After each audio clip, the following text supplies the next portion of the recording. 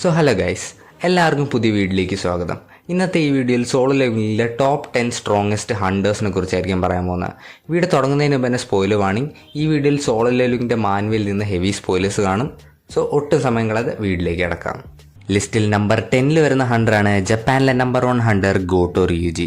Jiju island റെയ്ഡിൽ ഒഫീഷ്യലായിട്ട് പോയ ഹണ്ടേഴ്സിലെ ഏറ്റവും സ്ട്രോങ്ങസ്റ്റ് ഹണ്ടർ ആയിരുന്നു ഗോട്ടോ.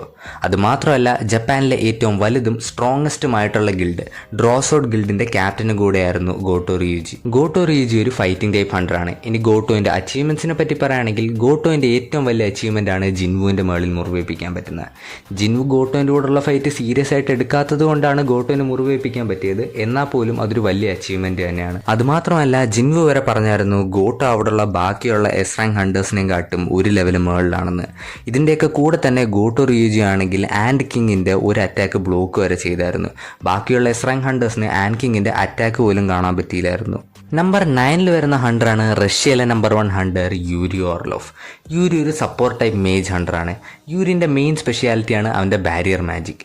യൂരി ഓർലോഫിനെ ആൾക്കാർ വേൾഡിലെ ഏറ്റവും ബെസ്റ്റ് സപ്പോർട്ട് ടൈപ്പ് മേജ് ഹണ്ടറായിട്ടാണ് കൺസിഡർ ചെയ്യുന്നത്. ഇനി യൂരി ഓർലോഫിൻ്റെ അച്ചീവ്മെൻറ്റ്സിനെ പറ്റി പറയുകയാണെങ്കിൽ യൂരി ഓർലോഫ് ആണെങ്കിൽ ജപ്പാനിലെ ഡ്രോസോഡ് ഗിൽഡിലെ ടോപ്പ് 2 സ്ട്രോങ്ങസ്റ്റ് എസ് റാങ്ക് ഹണ്ടേഴ്സിനെ ഈസി ആയിട്ട് സബ്ഡു ചെയ്ത് സറണ്ടർ ചെയ്യിപ്പിച്ചായിരുന്നു. അതും അധികം പവർ ഒന്നും എടുക്കാതെ തന്നെ. അതുമാത്രമല്ല, യൂരി ആണെങ്കിൽ ജപ്പാനിലെ ഒരു എസ് റാങ്ക് ഗേറ്റ് തുറന്നപ്പോഴത്തേക്കാണെങ്കിൽ അവിടെ പോയി ആ എസ് റാങ്ക് ഗേറ്റിൻ്റെ മുന്നിൽ ഒരു വലിയൊരു ബാരിയർ ഇട്ടത് കവർ ചെയ്തായിരുന്നു.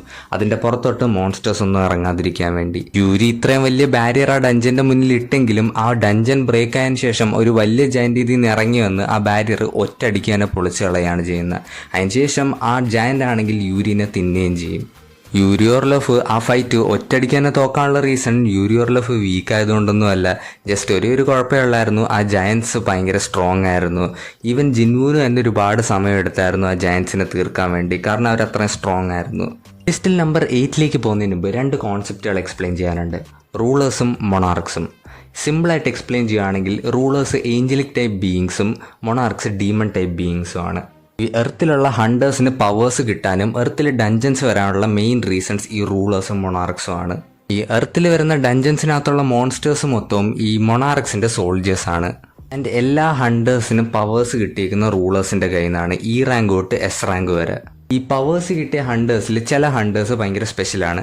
അവരെയാണ് റൂളേഴ്സിന്റെ വെസൽസ് എന്ന് പറയുന്നത്. ഈ വെസൽസിന് ഡയറക്റ്റ് ആയിട്ട് റൂളേഴ്സിൻ്റെ നിന്ന് പവേഴ്സ് എടുക്കാൻ പറ്റും. ഈ റൂളേഴ്സിന്റെ വെസൽസ് നോർമൽ ഹണ്ടേഴ്സോ എസ് റാങ്ക് ഹണ്ടേഴ്സിനെയും കാട്ടിലും ഭയങ്കര സ്ട്രോങ് ആയിരിക്കും. റൂളേഴ്സും മൊണാർക്സിനെയും കംപ്ലീറ്റ് ആയിട്ട് എക്സ്പ്ലെയിൻ ചെയ്യാൻ നിൽക്കുകയാണെങ്കിൽ ഈ വീഡിയോ അത്യാവശ്യം കോംപ്ലിക്കേറ്റഡ് ലോങ്ങും ആയിപ്പോവും. ഈ വീഡിയോ 100 ലൈക്ക് കംപ്ലീറ്റ് ചെയ്യുകയാണെങ്കിൽ ഞാൻ അവരെ പറ്റി ഒരു സെപ്പറേറ്റ് വീഡിയോ തന്നെ ഉണ്ടാക്കാം. നമ്പർ 8 വരുന്ന ഹണ്ടറാണ് ജർമ്മനിയിലെ നമ്പർ 1 ഹണ്ടർ ലെയ്നാർട്ട് നിയർമാൻ. ലെയ്നാർട്ട് ഏത് ടൈപ്പ് ഹണ്ടർ ആണെന്ന് മാനുവൽ എക്സ്പ്ലെയിൻ ചെയ്യുന്നില്ല, പക്ഷെ അവൻ്റെ എബിലിറ്റീസ് ഒക്കെ വെച്ച് നോക്കുവാണെങ്കിൽ ഒരു മേജ് ടൈപ്പ് ഹണ്ടർ ആവാനാണ് സാധ്യത. ഇനി ലെയ്ൻഹാർട്ടിന്റെ പവേഴ്സിനെ പറ്റി പറയുകയാണെങ്കിൽ ലെയ്ൻഹാർട്ട് ചാർജ് എന്ന് പറയുന്ന ഒരു എബിലിറ്റി യൂസ് ചെയ്യും. ഈ എബിലിറ്റി യൂസ് ചെയ്യുമ്പോഴത്തേക്കും ലെയ്ൻഹാർട്ടിന്റെ 2 കൈയിലും പച്ച കളറിൽ 2 ഗോൺലെറ്റ്സ് വരും.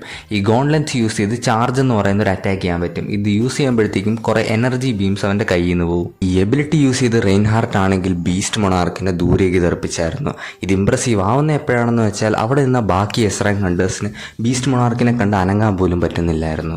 ഇതിൻ്റെയൊക്കെ കൂടെ തന്നെ റൈൻഹാർട്ട് ഒറ്റ നോട്ടത്തിൽ ജിൻവുവിൻ്റെ ഷാഡോയിൽ നോക്കിയപ്പോൾ തന്നെ അവന് ജിൻവുവിൻ്റെ കംപ്ലീറ്റ് ഷാഡോ എബിലിറ്റീസും ഷാഡോ സോൾജേഴ്സിനെ പറ്റി എല്ലാം മനസ്സിലായിരുന്നു.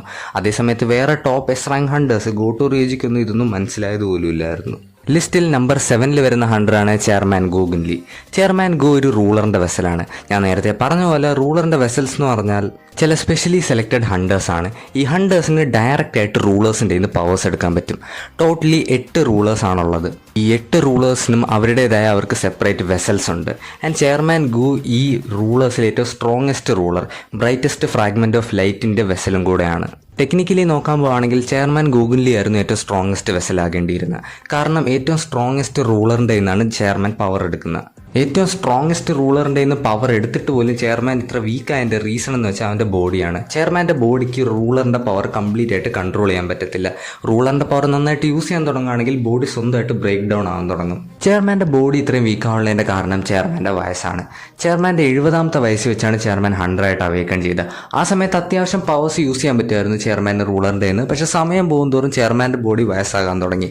ചെയർമാൻ അധികം പവേഴ്സ് ഒന്നും യൂസ് ചെയ്യാൻ പറ്റാതായി. പവേഴ്സ് യൂസ് ചെയ്യുന്നതോറും ബോഡി ബ്രേക്ക് ഡൗൺ ചെയ്യാൻ തുടങ്ങി.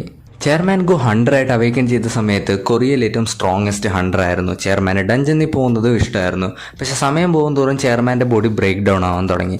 അതുകൊണ്ട് ചെയർമാന് ഡഞ്ചൻസിൽ പോകാൻ പറ്റിയില്ല. അതുകൊണ്ട് ചെയർമാൻ ഗു ആണെങ്കിൽ 100 അസോസിയേഷനിൽ ജോയിൻ ചെയ്തു, ബാക്കി എസ് റാങ്ക് ഹണ്ടേഴ്സിനെ കൺട്രോൾ ചെയ്ത് മാനേജ് ചെയ്യാൻ വേണ്ടി. ഇനി ചെയർമാൻ ഗുവിൻ്റെ പവേഴ്സിനെ പറ്റി പറയുകയാണെങ്കിൽ ചെയർമാൻ ഗുവിന് റൂളറിൻ്റെ വെസലായതുകൊണ്ട് തന്നെ 2 പവേഴ്സ് സ്പെഷ്യലായിട്ട് കിട്ടുന്നുണ്ട്. റൂളേഴ്സ് അതോറിറ്റിയും സ്പിരിച്വൽ ബോഡി മാനിഫെസ്റ്റേഷനും. റൂളേഴ്സ് അതോറിറ്റി എന്ന് വെച്ചാൽ ഒരു ടൈപ്പ് ഓഫ് ടെലിക്കിനിസിസ് ആണ്. തൊടാതെ ഒരു സാധനത്തിന് നീക്കാനും അനക്കാനും പറ്റും. സ്പിരിച്വൽ ബോഡി മാനിഫെസ്റ്റേഷൻ ഒരു ആർമർ പോലെയാണ്. ആൻഡ് ഇത് യൂസ് ചെയ്യുമ്പോൾ ഒരു 100ൻ്റെ എല്ലാ പവേഴ്സും ഒരുപാടായിട്ട് ആംപ്ലിഫൈ ആകും. അതുമാത്രമല്ല, ഈ സ്പിരിച്വൽ ബോഡി മാനിഫെസ്റ്റേഷൻ യൂസ് ചെയ്യുമ്പോൾ വരുന്ന ആർമർ വളരെ ഡ്യൂറബിളും കൂടെയാണ്. ഇത് ഇടിച്ചു പൊളിക്കാൻ നോക്കിയപ്പോഴത്തേക്കും ജിൻവുവിൻ്റെ കൈവരെ വേദനിക്കാൻ തുടങ്ങിയായിരുന്നു. ഇനി ചെയർമാൻ ഗുവിൻ്റെ അച്ചീവ്മെൻറ്റ്സിനെ പറ്റി പറയുകയാണെങ്കിൽ ചെയർമാൻ്റെ ഏറ്റവും വലിയ അച്ചീവ്മെൻ്റ് ആണ് ഫ്രോസ്റ്റ് മൊണാർക്കിൻ്റെ കൂടെ ഫൈറ്റ് ചെയ്തിരിക്കുന്നത്. ഈ ഫൈറ്റിൽ ചെയർമാന് അധികം നേരം ഫ്രോസ്റ്റ് മൊണാർക്കിൻ്റെ കൂടെ പിടിച്ചിരിക്കാൻ പറ്റിയില്ലെങ്കിലും അത്യാവശ്യം നല്ല ഫൈറ്റ് ബാക്ക് കൊടുത്തായിരുന്നു ചെയർമാൻ. ലിസ്റ്റിൽ നമ്പർ 6 വരുന്ന 100നെ പറ്റി പറയുന്നതിന് മുമ്പ് ഒരു കോൺസെപ്റ്റ് എക്സ്പ്ലെയിൻ ചെയ്യാറുണ്ട്. National level hunters. National level Hunter എന്ന് വെച്ചാൽ ഒരു നേഷന്റെ മുഴുവൻ മിലിറ്ററി സ്ട്രെങ്ത്തിനെക്കാട്ടിലും സ്ട്രോങ് ആയിട്ടുള്ള ഹണ്ടർ. ആദ്യമായിട്ട് ഈ കോൺസെപ്റ്റ് വരുന്നത് വേൾഡിലെ ആദ്യത്തെ എസ് റാങ്ക് ഡഞ്ചൻ ഓപ്പൺ ആയപ്പോഴാണ്. ഈ ഡഞ്ചൻ ക്ലോസ് ചെയ്യാൻ വേണ്ടി ഒരുപാട് skilled S rank hunters try ചെയ്തായിരുന്നു. പക്ഷെ അവർക്കാർക്കും ഈ ഡഞ്ചൻ ക്ലോസ് ചെയ്യാൻ പറ്റിയില്ല. ആൻഡ് 7 ദിവസം കഴിഞ്ഞപ്പോഴത്തേക്കും ഡഞ്ചൻ ബ്രേക്കും ഉണ്ടായി. ആൻഡ് ഈ ഡഞ്ചനിലെ ബോസ് ഡ്രാഗൻ കാമിഷ് ഇതിൻ്റെ പുറത്തേക്ക് ഇറങ്ങി. കാമിഷ് ആണെങ്കിൽ പുറത്തിറങ്ങിയതിന് ശേഷം അമേരിക്കൻ്റെ വെസ്റ്റ് കോസ്റ്റ് മൊത്തം ഡിസ്ട്രോയ് ചെയ്തു. അതുകൊണ്ട് അമേരിക്കൻ ഗവൺമെൻറ് ആണെങ്കിൽ കാമിഷിനെ തീർക്കാൻ വേണ്ടി വേൾഡിലെ 5 ഏറ്റവും ബെസ്റ്റ് ഹണ്ടേഴ്സിനെ വിളിക്കും. ആൻഡ് ഈ 5 ഹണ്ടേഴ്സും ചേർന്ന് കാമിഷിനെ തീർക്കും. ഈ ഗ്രൂപ്പിൽ ഒരു ഹീലർ ഒഴിച്ച് ബാക്കി 4 ഹണ്ടേഴ്സിന് നാഷണൽ ലെവൽ ഹണ്ടറിൻ്റെ ടൈറ്റിലും കൊടുക്കും. ഇനി ലിസ്റ്റിലേക്ക് വരുവാണെങ്കിൽ നമ്പർ 6 വരുന്ന ഹണ്ടറാണ് ഇന്ത്യയിലെ നമ്പർ 1 ഹണ്ടർ സിദ്ധാർത്ഥ് ബച്ചൻ. സിദ്ധാർത്ഥ് ഇന്ത്യയിലെ നമ്പർ 1 ഹണ്ടർ ആയതിൻ്റെ കൂടെ തന്നെ വേൾഡിൽ ഒരു നാഷണൽ ലെവൽ ഹണ്ടറും കൂടെയാണ് സിദ്ധാർത്ഥ്. സിദ്ധാർത്ഥിനെ പറ്റി മാൻവേയിൽ പ്രത്യേകിച്ചൊന്നും പറഞ്ഞിട്ടില്ല. നമുക്ക് ആകെ അറിയാവുന്നത് സിദ്ധാർത്ഥ് ആണെങ്കിൽ കാമിഷിനെ തോപ്പിക്കാൻ പോയ ടീമിൻ്റെ കൂടെ ഉണ്ടായിരുന്നു എന്നാണ്. സിദ്ധാർത്ഥ് ബച്ചൻ ഇന്ത്യയിലെ ഏറ്റവും വലിയ ഗിൽഡ് അസുര ഗിൽഡിന്റെ ക്യാപ്റ്റനും കൂടെയാണ്. ഇനി സിദ്ധാർത്ഥിന്റെ പവേഴ്സിനെ പറ്റി പറയുകയാണെങ്കിൽ സിദ്ധാർത്ഥ് ഒരു റൂളറിന്റെ വെസലാണ്ട് സിദ്ധാർത്ഥിന് സ്പിരിച്വൽ ബോഡി മാനിഫെസ്റ്റേഷനും റൂളേഴ്സ് അതോറിറ്റി ഉണ്ട്. ലിസ്റ്റിൽ നമ്പർ 5 വരുന്ന ഹണ്ടറാണ് American hunter Christopher Reed. Christopher റീഡിനെ നമ്മൾ ടോട്ടലായിട്ട് 3 സീനിലാണ് മാൻവേയിൽ കാണിച്ചിട്ടുള്ളത്. ഫസ്റ്റ് സീനിൽ ക്രിസ്റ്റഫറിൻ്റെ അടുത്ത് കുറച്ച് പേര് ക്രിസ്റ്റഫറിനെ ആരോ കൊല്ലാൻ വരുന്നു എന്ന് പറയാൻ വരുന്ന സീനാണ്. രണ്ടാമത്തെ സീൻ ക്രിസ്റ്റഫറിനെ 3 പേര് കൊല്ലാൻ വരുന്നതും 4ാമത്തെ സീനിൽ ക്രിസ്റ്റഫർ മരിച്ചു കിടക്കുന്ന സീനാണ് നമുക്ക് കാണിച്ചു തന്നിട്ടുള്ളത്. സോ ക്രിസ്റ്റഫർ റീഡിനെ പറ്റി അധികം ഡീറ്റെയിൽസ് ഒന്നും അവർ മാൻവേയിൽ പറയുന്നില്ല. ക്രിസ്റ്റഫർ റീഡ് ഒരു മേജ് ടൈപ്പ് ഹണ്ടറാണ്. സിദ്ധാർത്ഥ് ബച്ചനെ പോലെ തന്നെ ക്രിസ്റ്റഫർ ഒരു റൂളറിൻ്റെ വെസലാണ്.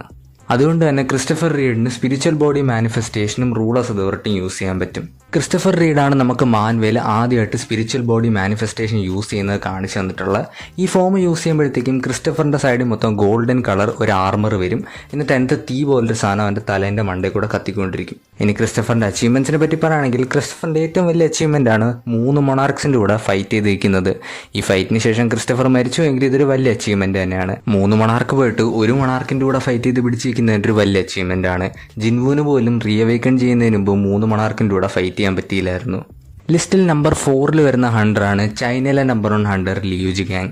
ലിയുവിനെയാണ് നമുക്ക് ആദ്യമായിട്ട് കാണിച്ചു തന്ന നാഷണൽ ലെവൽ ഹണ്ടർ. ലിയൂജി ഗാങ്ങിൻ്റെ പവേഴ്സിനെ എബിലിറ്റീസിനെ പറ്റി മാൻവേൽ പ്രത്യേകിച്ച് എക്സ്പ്ലെയിൻ ഒന്നും ചെയ്തു തന്നിട്ടില്ല. ലിയൂജി ഗാങ് ഏത് ടൈപ്പ് ഹണ്ടർ ആണെന്നും പറഞ്ഞു തന്നിട്ടില്ല.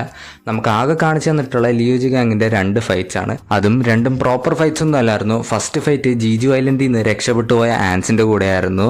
അതിനുശേഷം സെക്കൻഡ് ഫൈറ്റ് ജപ്പാനിൽ ജയൻസിൻ്റെ ഗേറ്റ് തുറന്നപ്പോഴത്തേക്കും അതിലുള്ളൊരു ജയൻറ്റിൻ്റെ കൂടെയായിരുന്നു. ഈ 2 ഫൈറ്റും നല്ല ഈസി ആയിട്ട് ലിയൂജി ഗാങ് ജയിച്ചായിരുന്നു. ഇനി ലിയുവിൻ്റെ പവേഴ്സും എബിലിറ്റീസിനെ പറ്റി പറയുകയാണെങ്കിൽ മറ്റേ റൂളേഴ്സിൻ്റെ വെസൽ പോലെ തന്നെ ലിയുവിനും സ്പിരിച്വൽ ബോഡി മാനിഫെസ്റ്റേഷനും റൂളേഴ്സ് അതോറിറ്റി ഉണ്ട്. ലിസ്റ്റിൽ നമ്പർ 3 വരുന്ന ഹണ്ടറാണ് അമേരിക്കയിലെ നമ്പർ 1 ഹണ്ടർ തോമസ് ആൻഡ്രേ.